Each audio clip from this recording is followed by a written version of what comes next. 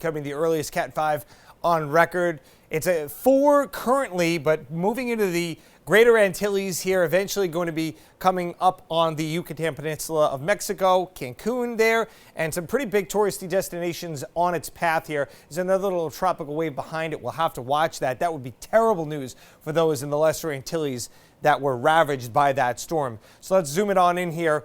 Cat 4 again, winds sustained 155 miles per hour. I'll step off so you can see that there. Pressure currently of 943 millibars. It is still moving very, very briskly here to the west-northwest, 22 miles per hour now. That forward inertia of the storm certainly doesn't help things when and if it makes landfall.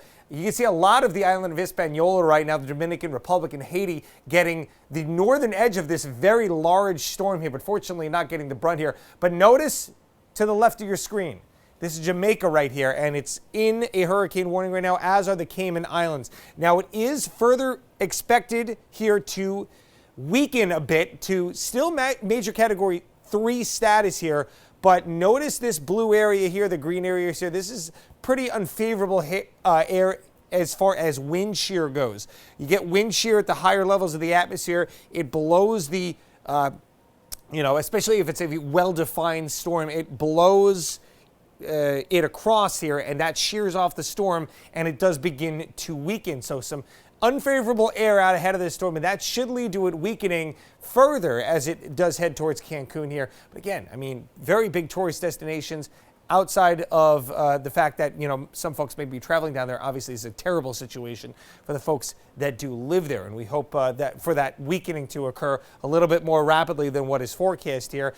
Very interesting that it goes over that little peninsula here, not very mountainous here. It's much more mountainous in here. Anything that moves over central Mexico gets completely dissipated. But this then moves out into the Gulf of Mexico and starts to tick a little northward here. Southern Texas may have to worry about the remnants of that, or what is left of it at that point. So that remains something to be seen here towards the end of the week and into next week. Beautiful back here at home right now. Temperatures this evening, upper 70s, low 80s. We've got high pressure in control here. Just starting to see some high clouds starting to drift into the northeast, but nothing big in terms of weather coming up here over the next several days. It's going to start to turn more humid, though, as we eventually see this dry air mass slipping away. And then we have a cold front back to the west as well. And that will impact us with a few chances of showers as we look through the holiday weekend here. Temperatures, again, 80 to 85 out there this afternoon. Much cooler as we head into tonight with clear skies. We'll waken up tomorrow into the 60s. And then we're back to similar temperatures of what we see out there today.